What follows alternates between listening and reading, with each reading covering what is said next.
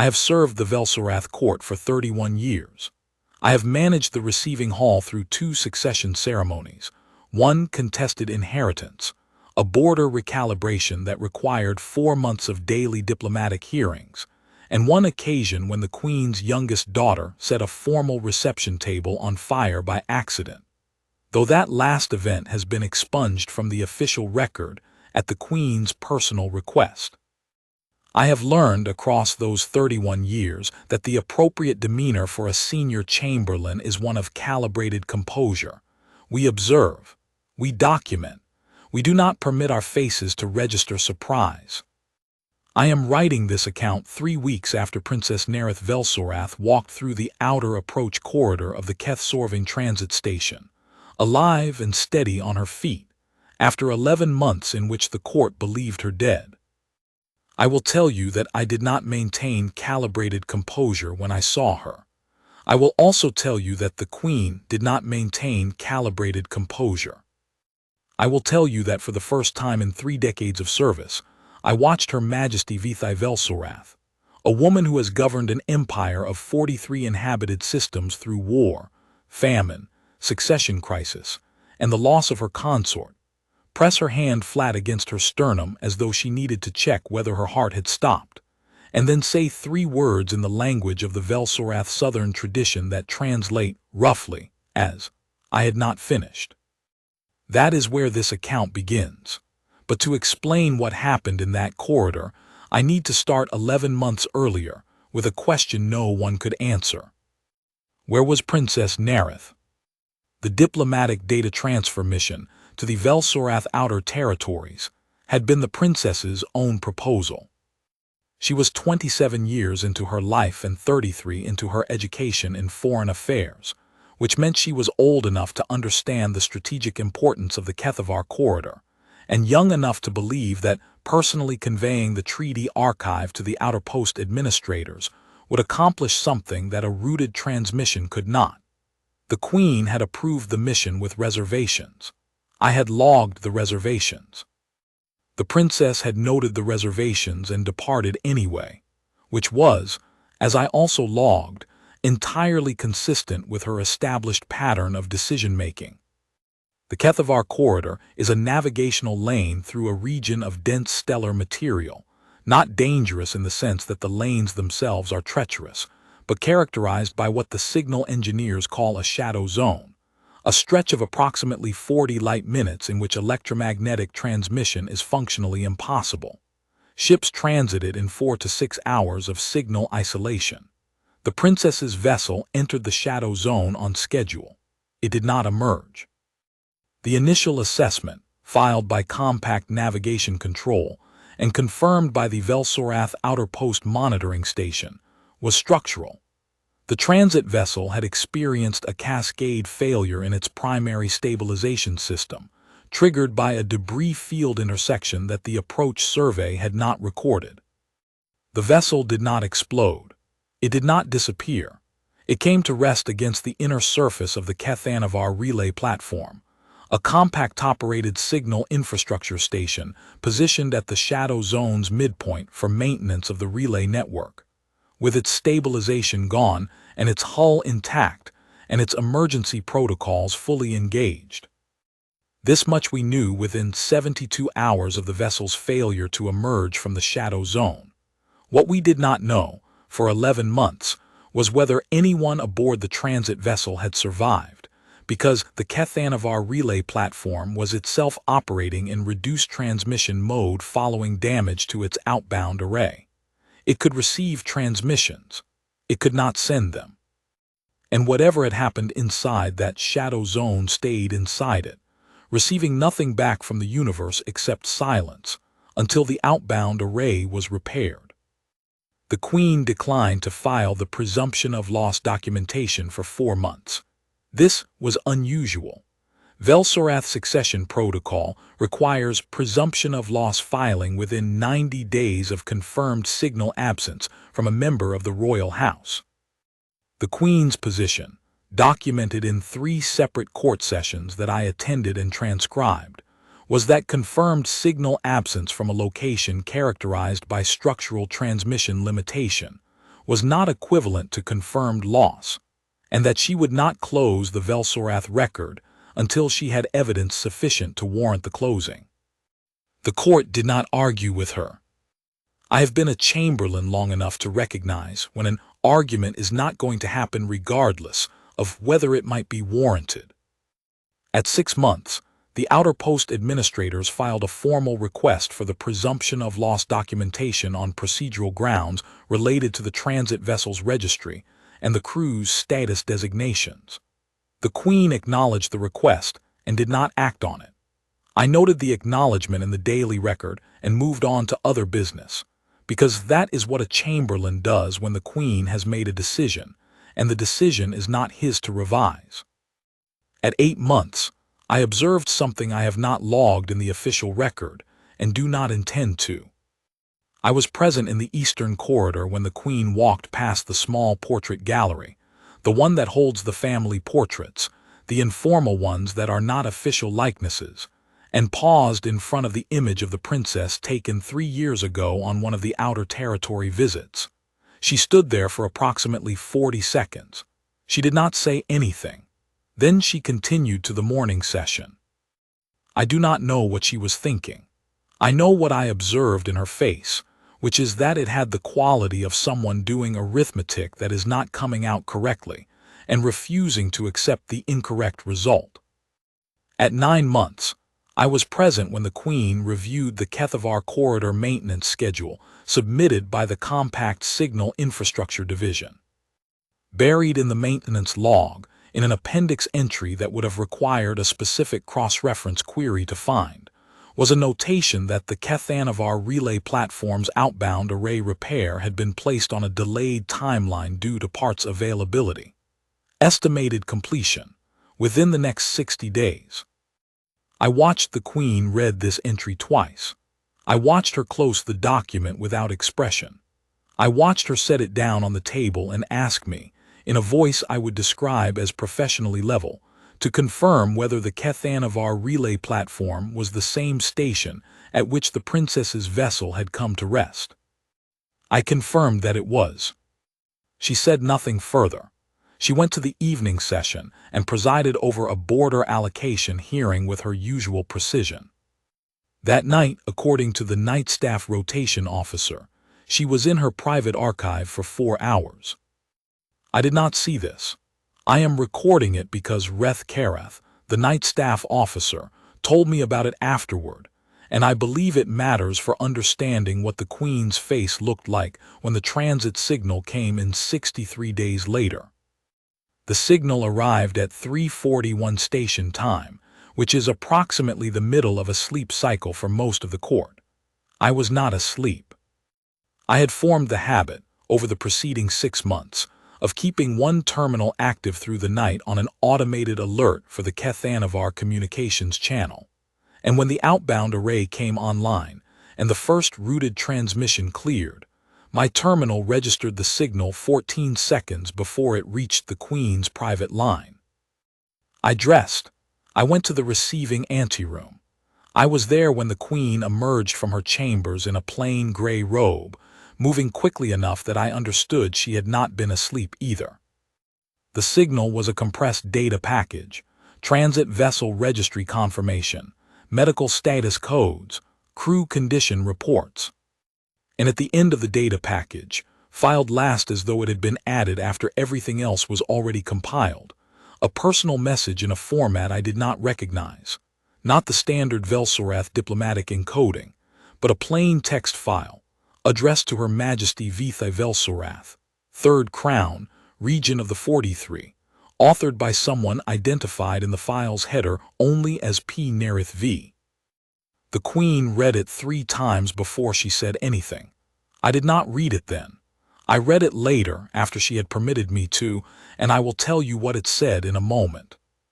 But what I remember from those 6 or 7 minutes in the anteroom at 3:49 is the Queen's stillness. Not the composed stillness of a sovereign managing information, but the particular stillness of someone in the interval between understanding something and having the language to respond to it. Then she said, to no one in particular or perhaps to me, "She is alive." I confirmed that she was. She said, "Get me a transit vessel." We made the transit ourselves rather than wait for a formal diplomatic reception, which I noted in the record as an unusual logistical decision and which I understood entirely. The Queen brought me, her primary security officer, and 3 members of the court staff. She did not bring the court herald, which was also unusual and which I understood equally. Some moments are not for heralding. The Kethsorving transit station was the rendezvous point.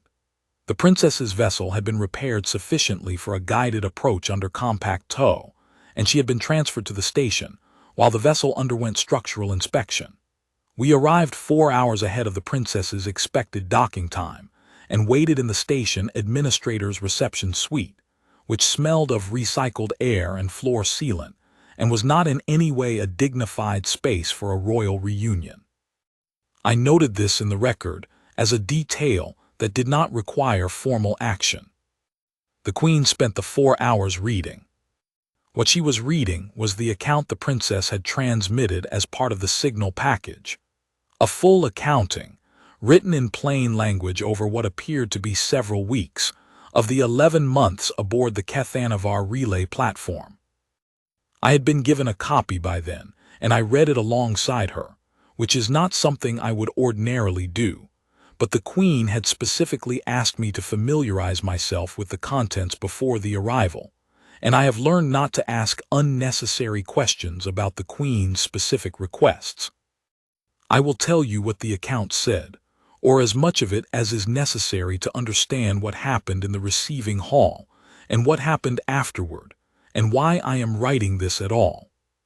The princess's transit vessel had come to rest against the Kethanavar relay platform with enough structural force to require emergency magnetic seal engagement on both hulls.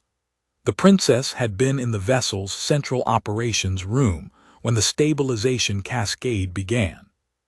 She had followed emergency protocol with the competence of someone who had been drilled in it and the steadiness of someone who had decided, partway through the cascade, that she was not going to die in the middle of a diplomatic mission to the outer territories, and that this position would simply have to hold. The Kethanavar relay platform was occupied. This was, the princess noted in her account, somewhat surprising, as the compact signal maintenance schedule had not indicated a staffed rotation at that particular station for the current quarter. The reason for the staffing, it emerged later, was that the outbound array damage had required an on-site evaluation that could not be completed by remote assessment. A compact signal infrastructure engineer had been dispatched, alone, to the platform 4 days before the princess's vessel arrived.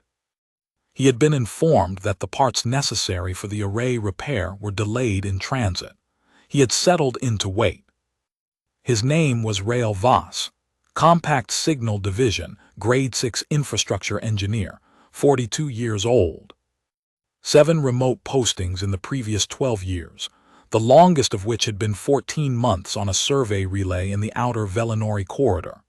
His maintenance logs, which the princess referenced extensively in her account, were filed daily without exception, and contained the kind of detail that indicates a person who takes the accuracy of the record seriously for its own sake, not because anyone is checking. The princess described her first impression of him in language that I suspect she chose carefully. She wrote that he was a man of moderate height and weathered appearance who met her at the magnetic seal junction with a portable atmospheric meter in one hand and a maintenance log in the other, read the meter's output without apparent alarm, said, in compact standard, which she spoke fluently, that the seal was holding at 94% and that this was adequate, and then asked her how many people were aboard the vessel. She told him, 6 crew members, herself and a diplomatic courier, 8 in total. He said that the platform's life support was rated for 4, and that they would need to do some calculations. He said this in a tone that she described as neither panicked nor falsely reassuring, but simply informational, the way a person states a logistical problem that has a solution. She found this, she wrote, immediately clarifying. She had not known, until that moment, whether the person on the other side of the seal was going to be useful or not. That single sentence told her something she needed to know. I read this section twice. I have spent 31 years in the proximity of people who speak to a crisis by describing it accurately without inflation or minimization, and I have found that this skill is rarer than it should be and more valuable than it appears. They did the calculations. The relay platform had atmospheric reserves sufficient for 8 people for approximately 14 months at reduced consumption levels, supplemented by the vessel's own reserves, which were partially intact. Food stores, similarly pooled, were adequate for roughly the same period at managed portions. Power was stable. The platform's solar array had been damaged but was operational at 60%, which was sufficient for life support and minimal communication systems. The outbound array could not be repaired without the delayed parts. The inbound array was functional. They could receive but not send. Rael Voss recorded all of this in his maintenance log, with the same evenness he had applied to the atmospheric reading. The princess noted that she was present for the calculation session, and that she contributed her own mathematical assessment, which he accepted and incorporated without comment on its source or her presence. She did not tell him who she was for 8 months. This was a deliberate decision on her part. She wrote about it with a precision that I found, on first reading, somewhat cold, and then on second reading, understood completely. The princess had spent her life as a title. In every room she entered, she was Naerith Velsorath, third daughter, potential asset in succession arrangements, representative of the court's interests in whatever negotiation was currently in progress. She had a diplomatic credential chip that would have confirmed her identity in approximately 3 seconds. She chose not to produce it, because she was inside a signal-dead zone with 8 other people and a finite quantity of food, and she wanted to know who they were when they did not know who she was. She did not claim to be an ordinary crew member. She told Rael Voss that she had been a passenger on the transit vessel and that she was traveling on diplomatic business. This was accurate.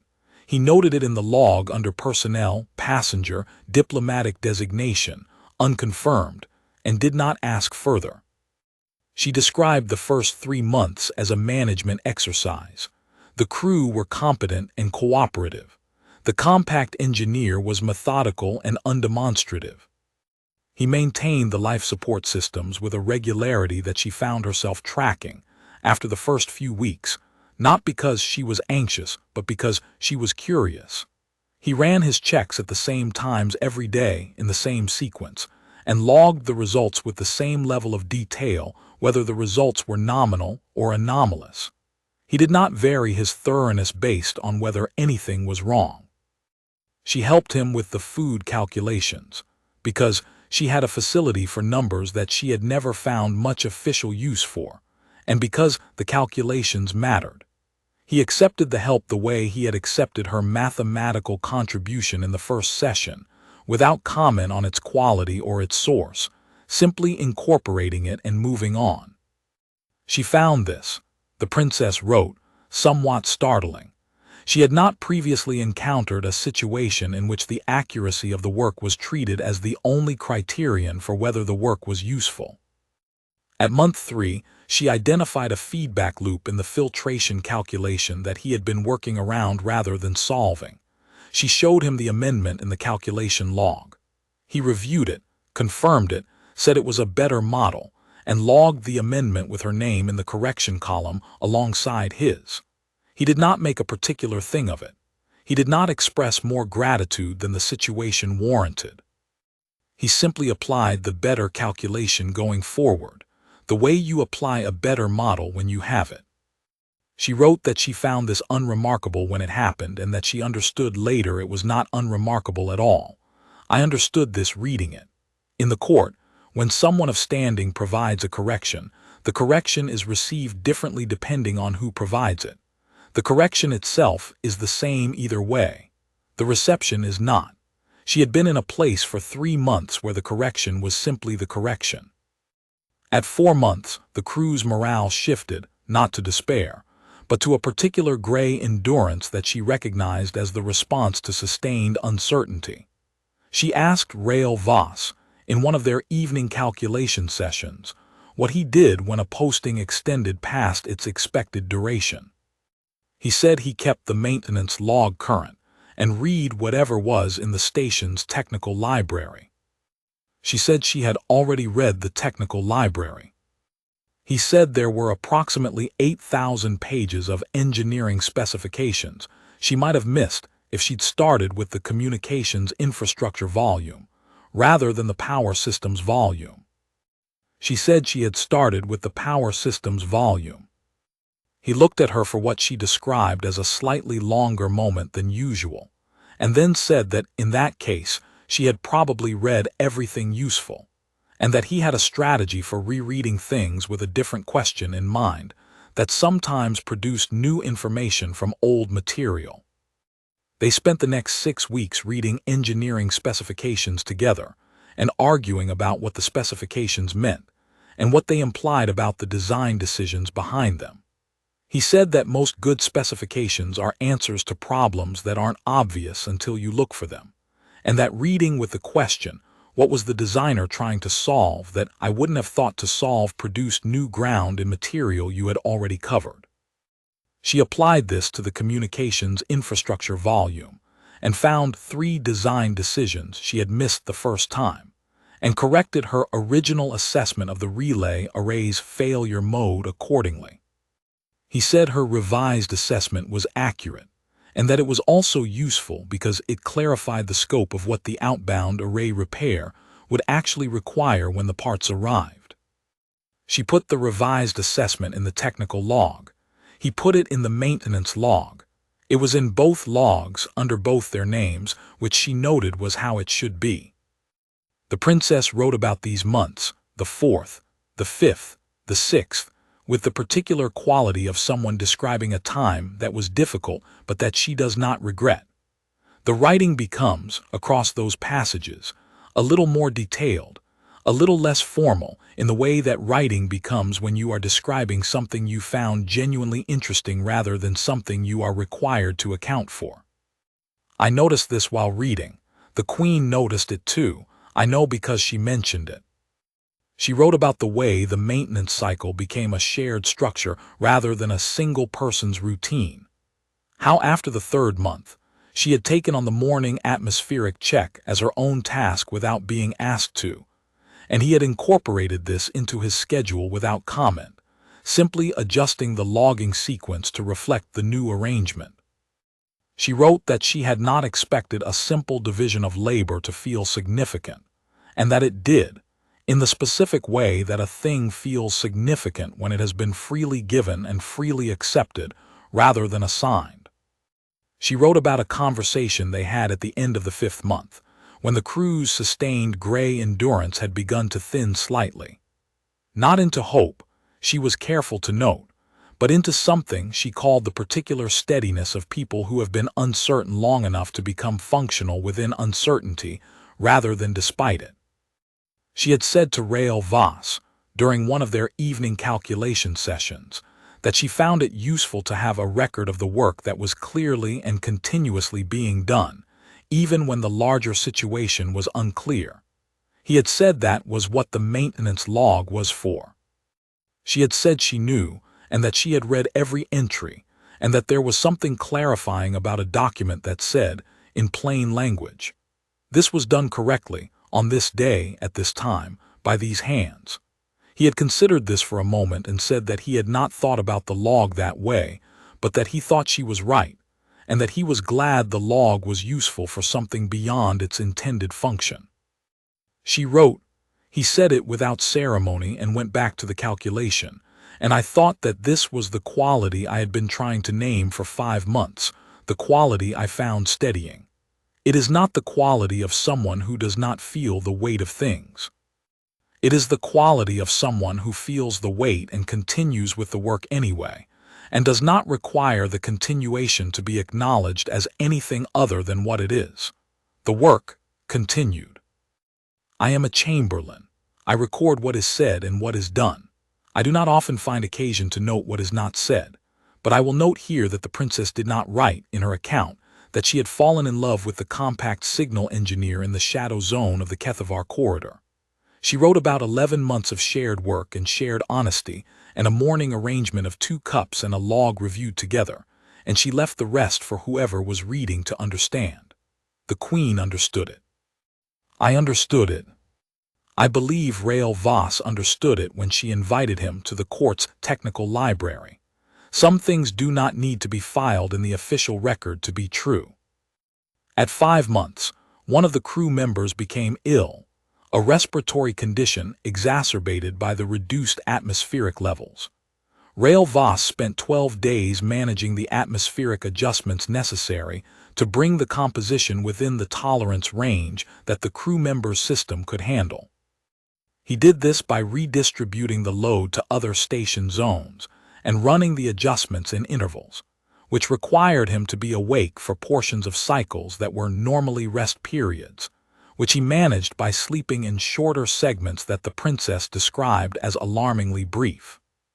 She asked him once whether he was adequately rested. He said that he would rest properly when the atmospheric composition was stable. She told him the condition was improving and that he should sleep. He said that it was improving within the current protocol and that deviating from the protocol before the condition was fully resolved created unnecessary risk, and that she should not worry about his sleep schedule, which was his to manage. She told him that she was going to worry about it anyway, because the life support of 8 people was contingent on his continued functioning. He said that was a reasonable observation and that he would factor it in. She described this exchange in a tone that, reading it, I would characterize as affectionate exasperation. I do not think she used those words. But the shape of the description was that, the shape of someone recounting a conversation in which they were frustrated and grateful in equal measure, and did not quite know how to separate the two. The crew member recovered. The atmospheric composition stabilized. Rael Voss slept for 11 hours and then returned to the maintenance schedule as if nothing had happened, which the princess noted with what she called a mixture of admiration and mild irritation. She asked him afterward, when they were reviewing the month's log entries, whether he thought that was a reasonable way to manage a situation that had been genuinely difficult.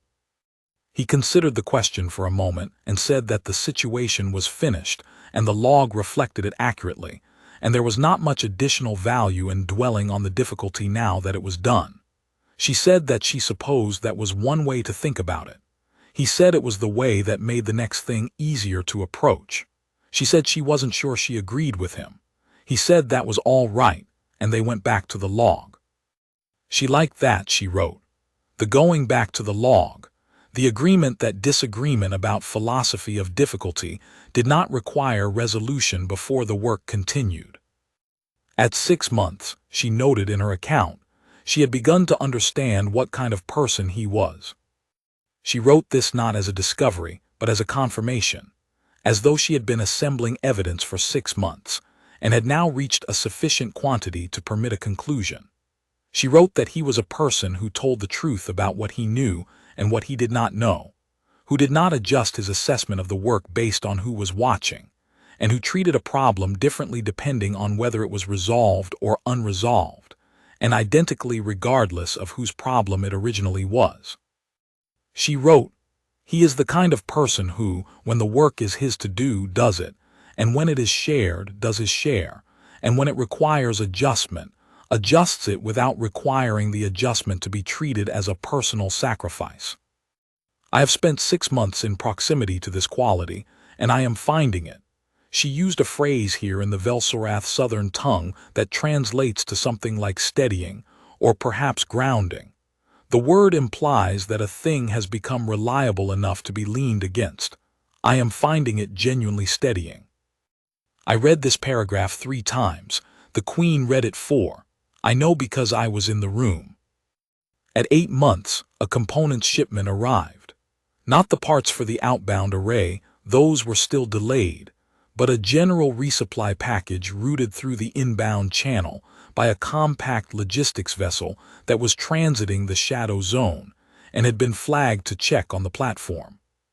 The resupply included additional food stores, a medical kit, replacement atmospheric filtration components, and a personal messages packet addressed to Rael Voss. He read the messages in the station's technical workspace while the princess was completing a maintenance log entry nearby. She did not read over his shoulder.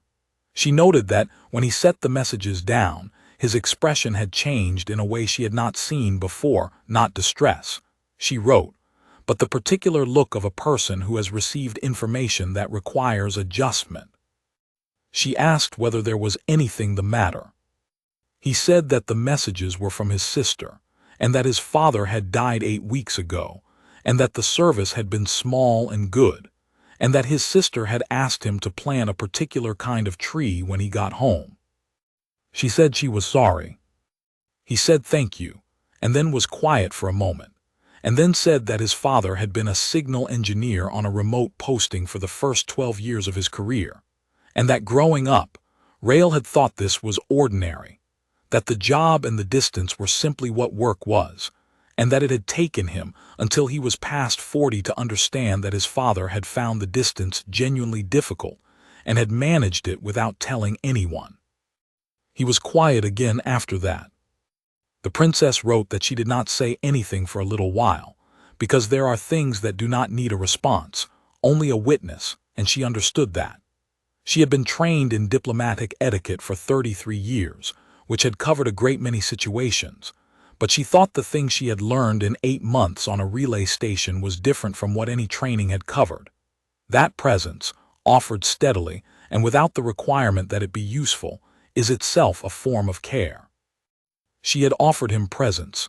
She did not frame it that way in the account, but that is what it was. Then she said, "I think he would have been glad you understood it eventually." And Rael Voss, the princess wrote, looked at her for the second time in 8 months with that slightly longer moment, and said that he thought so too.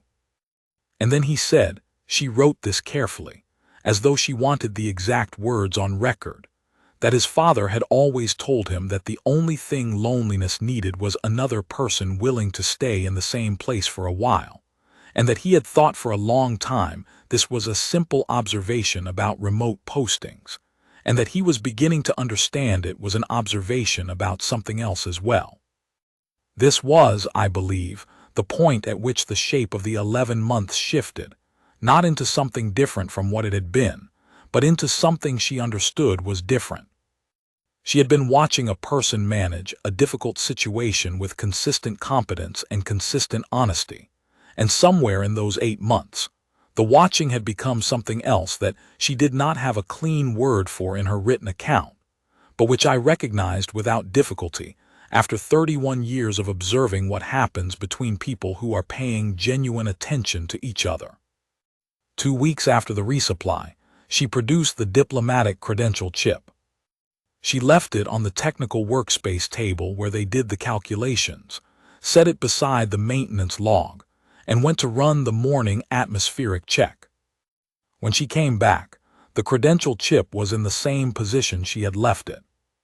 Rael Voss was making 2 cups of something from the station's provisions, a warm drink that they had both, over 8 months, established as their standard morning arrangement. And he set 1 cup beside the credential chip and 1 cup in front of his own position. He said, "I looked it up." She said, "I know." He said, "Do you want me to adjust anything?" She thought about what he was asking. He meant, did she want him to change how he addressed her, how he interacted with her, how he allocated tasks, how he logged her in the maintenance record? He was asking whether discovering that the diplomatic passenger was in fact the 3rd daughter of the ruling queen of the Velsorath sovereignty required any modification to 8 months of established working procedure. She said no. He nodded and picked up the maintenance log. She picked up her cup and looked at the credential chip for a moment and then put it in her coat pocket, and they went over the morning's log together the way they did every morning, and he did not change anything. That was the answer. That was the thing that, when the princess told it in the receiving hall 2 days after her return, stopped the court. I should tell you about the receiving hall. The reunion at the transit station was not a small thing, the queen moving through the approach corridor quickly enough that the security officer had to adjust pace, the princess coming through the docking threshold and stopping when she saw her mother, and then the queen being the one who closed the remaining distance, which was not something I had seen her do in 31 years of formal and informal court events. I was 4 steps behind. I was not maintaining calibrated composure. I am recording this in the interest of accuracy. They spoke privately for an hour in the station administrator's suite, which I waited outside, and then the transit home was conducted with what I would describe as a careful warmth that had the quality of 2 people choosing not to rush something they had not expected to have. The formal receiving hall session was held 2 days after the return, because there were court obligations that required acknowledgement and a formal record of the princess's survival and status, and because approximately 40 officials, advisors, outer post liaisons, and diplomatic representatives had legitimate standing to be present for the account.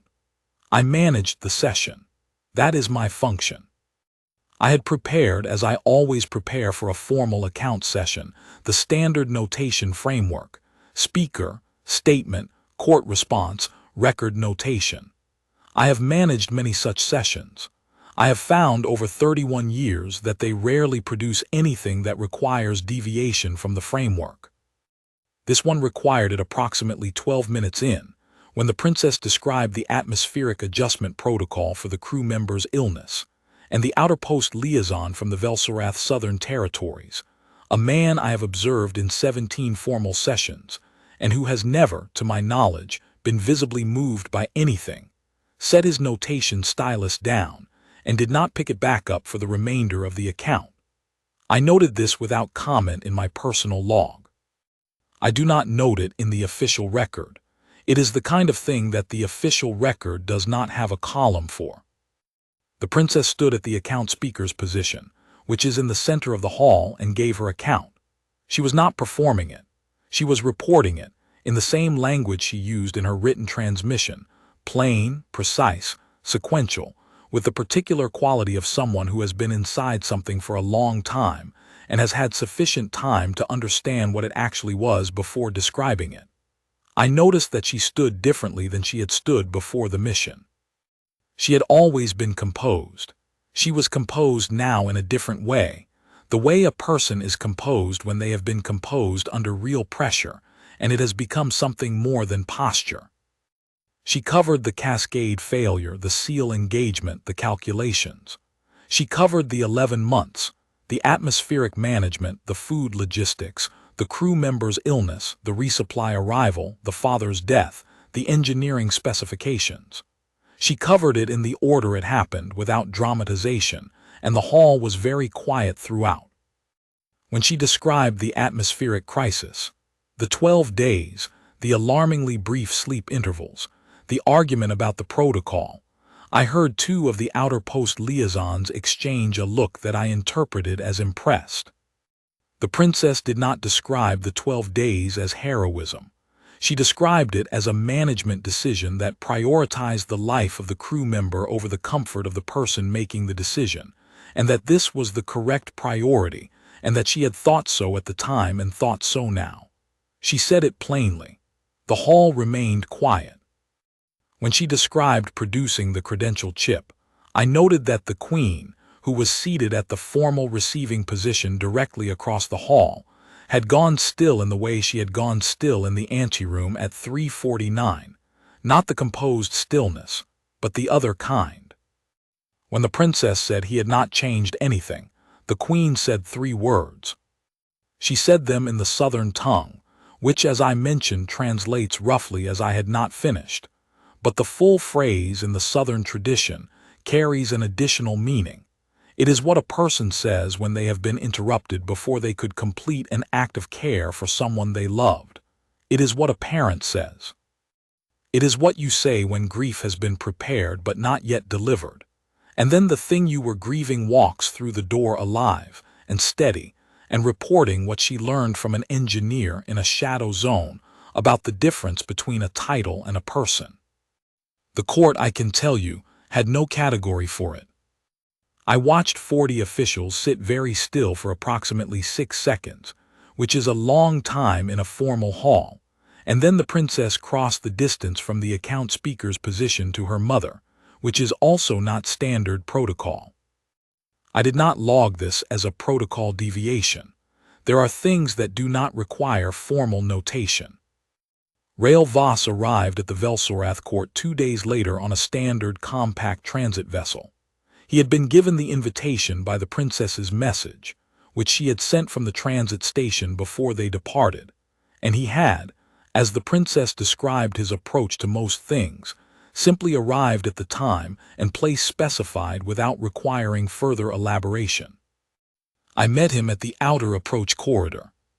He was 42 years old, with dark hair going silver at the temples, the particular weathered composure of a person who has spent years on remote postings, and a manner that I can best describe as unhurried, not slow, not inattentive, but unhurried, moving through a space the way someone moves through a space when they know their job and have no need to perform it. He had steady hands and a quiet gaze, and he looked at the court's outer approach corridor without either being impressed by it or pretending not to be, which I found straightforwardly admirable. He carried a standard compact maintenance document case and a small personal bag. He was wearing the compact field uniform, which is not formal by any measure I would apply to a court, and which I thought was entirely appropriate because he was not there to be formal. He was there because the princess had asked him to come. I introduced myself and explained the format of the audience with Her Majesty. He listened attentively and asked 2 questions, the first about the form of address, which he wanted to use correctly, the second about whether the Queen had any specific requests about the content of the meeting, or whether he should simply respond to whatever she asked. I told him to respond to whatever she asked. He said that was straightforward, and that he was glad to hear it. I showed him to the small receiving room rather than the formal hall. The Queen had specified the small receiving room, which has 4 chairs and a table and a window that looks out over the southern garden, and which is where she meets people she is not receiving as officials. I was present as recording officer. This is protocol for any audience with a member of the court, and it also meant that I heard everything. The Queen was seated when we arrived. She was not wearing court formal attire. She was wearing working dress, which is what she wears for meetings that are not performances. She stood when Rael Voss entered, which I noted because it is the kind of detail a recording officer notes, and which I also noted because I had not seen her stand for a greeting in a small receiving room in a long time. He gave the correct form of address, and she acknowledged it and said he should sit, and he did, and she sat, and I took the recorder's position near the door. She said, "My daughter told me what you did." He said, "She told me she had written an account of the 11 months. She said, I read it." He nodded. She said, "I want to ask you about one part of it if you're willing." He said he was willing. She said, "When she showed you the credential chip." He waited. She said, "What did you do?" He was quiet for a moment in the way the princess had described, the slightly longer moment. Then he said, "I looked it up in the relay database, because the chip's encoding format was Velsorath official issue, and I wanted to confirm what I was reading. And then I made the morning drinks, because it was time to make them." She said that was all. He said she'd been running the morning atmospheric check. She came back and I had her cup ready, and I asked if she wanted me to adjust anything, and she said no. He paused and then said, "She'd done good work for 8 months. Accurate, thorough, careful. I wasn't going to revise that conclusion because of a credential chip." The Queen was quiet for what I would estimate at 10 or 12 seconds, which is a long time in a small room with 4 chairs and a window. Then she said, She told me you had a way of reading engineering specifications with a different question in mind. He said that was true, and that it was useful for long postings when you had already read everything once. She said, "What was the question?" He thought about it and said, "Usually I ask, what was the designer trying to solve that I wouldn't have thought to solve? It makes old material interesting, because most design decisions are answers to problems that aren't obvious until you look for them." The Queen considered this. She had the expression she gets, "I have seen it in 31 years," when she is turning something over and finding it worth turning. Then she said, "You argued about what the specifications meant." He said they had, yes. She said, "Who was right more often?" And he said, in a tone that the princess had described as an even delivery, and which I can confirm was indeed even. About half each, as far as I could tell. She had a better eye for structural implications, and I had more experience with system behaviors under extended stress. They're different skills. The Queen smiled. Not the formal one I had seen in courts and receiving halls for 31 years, the other one, which I had seen considerably less often, and which I believe is what her face looks like when it isn't being managed. She said, "She has always had a better eye for structural implications than she's been given occasion to use." He said, "It's useful. She improved the atmospheric calculations at month 3 by identifying a feedback loop in the filtration model that I'd been working around rather than solving. I put it in the maintenance log." The Queen said, "She didn't mention that in her account." He said, "She probably thought it was routine." She looked at him for a moment. Then she said, "Will you tell me about the 11 months? I have her account. I would like yours." He said he would. He gave it. He spoke for approximately 40 minutes, from the seal engagement through the part's arrival 2 days before the transit vessel had been cleared for the tow. He spoke in the same sequence, in the same language, plain, precise, sequential, and I noticed that the account did not differ from the princess's in any material detail, only in perspective, and that his perspective covered things she had not mentioned. The specific calculation adjustments he had made to keep the system stable when the atmospheric imbalance peaked.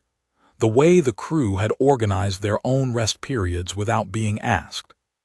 The particular quality of the princess's attention when she was reading something she found genuinely interesting, which he described as the look of someone who is going to have a question and is deciding which one is the most useful to ask first.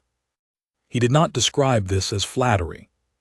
He described it the way a person describes a useful quality that was useful to them, which is a different thing, and which I noted. He described the night the crew member's condition peaked, the 12 days of atmospheric adjustment, and he described it in the same factual register as the rest, the hours and the procedures and the margin he was trying to maintain, and at no point did he indicate that it had been difficult, although it clearly had been. And at no point did he indicate that he had been thanked for it, although I knew from the princess's account that he had been, because she had said to him afterward, in the particular language of the Velsorath Southern tradition, that the crew member's name would be in her memory because of the 11 days and his work, and he had said, in compact standard, that the crew member was a person and her name was worth having. I noted that the Queen's expression when he said this did not change, which I have learned, in 31 years, means that something has landed deeply. He finished the account at the point where the tow vessel had arrived and the transit been arranged. The Queen asked 2 questions for clarification, both logistical, both about the atmospheric management, and he answered them with the same completeness he had given everything else. Then she said, "My daughter told me something about the morning you found the chip. She said you told her it didn't change anything. She said you used those words specifically." He said, "I don't remember the exact words. I asked if she wanted me to adjust anything, and she said no, so I didn't." She said, "Why wouldn't it change anything?" He considered the question the way the princess had described him considering questions, with that slightly longer moment, and said, "She'd been the same person for 8 months. The chip told me her house, not who she was. I already knew who she was." The queen said nothing for a moment. Then she said, "What did you know?" He said that she was accurate and thorough and careful, and that she was honest about what she didn't know, and that when something was difficult she stayed with it rather than looking for a way past it, and that she could tell when something didn't need a response, only a witness, and that she improved the filtration calculation at month 3 in a way I hadn't thought of, and put her name in the amendment column the same as anyone else would.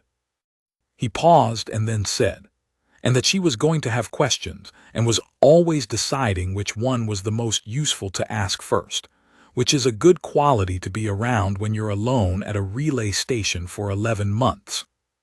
The queen said, "Yes." She said it quietly. In 31 years, I have developed some facility for reading the queen's voice, and what I heard in that particular yes was not gratitude, though I believe gratitude was present. It was recognition, the specific recognition of a person hearing, described by someone else, a truth they already knew about someone they loved but had not heard spoken aloud in exactly those terms, by someone who had no reason to say it except that it was accurate. Then she said, "I would like to tell you something if you are willing to hear it." He said he was. She said, "For 11 months I kept the Velsorath record open. My advisors considered this irrational. The protocol requires presumption of loss documentation within 90 days of confirmed signal absence from a member of the royal house. I declined to file it. When they asked me why, I told them that confirmed signal absence from a location characterized by structural transmission limitation was not equivalent to confirmed loss. This is true, but it was not the full reason." She paused and then said, "The full reason is that I knew my daughter, and I believed that if she was in a difficult place, she would stay with it rather than looking for a way past it. I believed that she was the kind of person who would find out who was in the room with her and whether they were worth trusting, and then trust the right ones, and work the problem until there was nothing left of the problem to work. I have known this about her since she was 8 years old, and refused to concede a navigation exercise that everyone in the room believed she had lost, because she had not yet tried all of the approaches." She was quiet for a moment. Then she said, "I had not finished caring for her. I was not willing to file a document that said I had, so I waited." He said she waited too. She stayed with the situation and did the work, and it was good work, and she'll carry it with her. The queen said, "I know. She told me what she learned. She also told me something she wanted me to convey to you directly." He waited. She said, "She told me that the thing she is most grateful for, not the life support and not the atmospheric calculations, though she is grateful for those, is that you treated her as someone worth being honest with.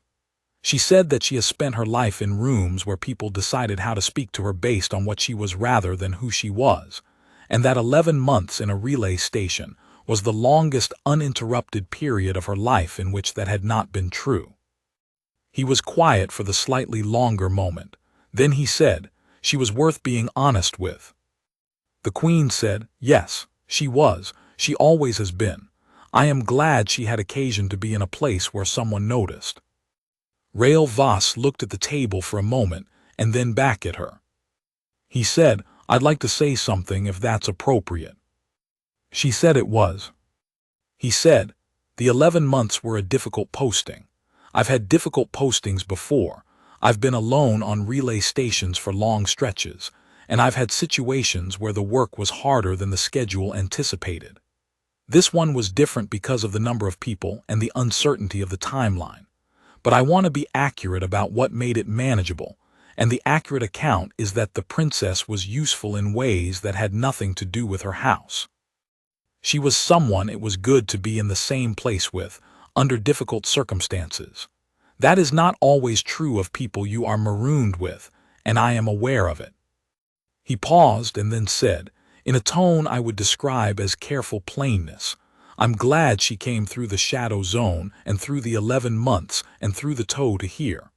I'm glad you kept the record open, and I'm glad she is in a place now where people know what she is worth. The queen looked at him for a longer moment than she usually looks at anyone. Then she said, "You will have dinner with us tonight if you are willing. The princess has asked." He said he was willing.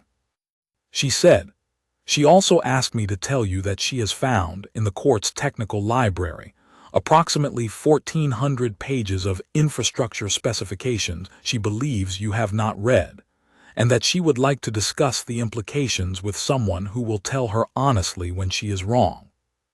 Rael Voss, in that moment, did something I had not seen anyone do in 31 years of court service. He looked at the queen of the Velsorath sovereignty, a woman of 43 systems and 31 years on the throne, and smiled plainly, as a person smiles when something is exactly what they expected, and they are glad of it. He said, "I'll tell her honestly." She said, "Good. That is the account. I have set it down as precisely as I can, because it is the kind of account that loses something if the precision slips, and because I believe it will be useful to have a clear record of what happened, and what was said, and how the queen looked when she heard the answer to the question that the court had been unable to resolve for 11 months. Where was Princess Naerith? She was in a shadow zone with a man who treated her as someone worth being honest with, and who did not change when he found out who she was, and who made the morning drinks at the correct time, and ran the maintenance log as he always had, and went over the atmospheric calculations with the same attention he had given them for 8 months before he knew her name.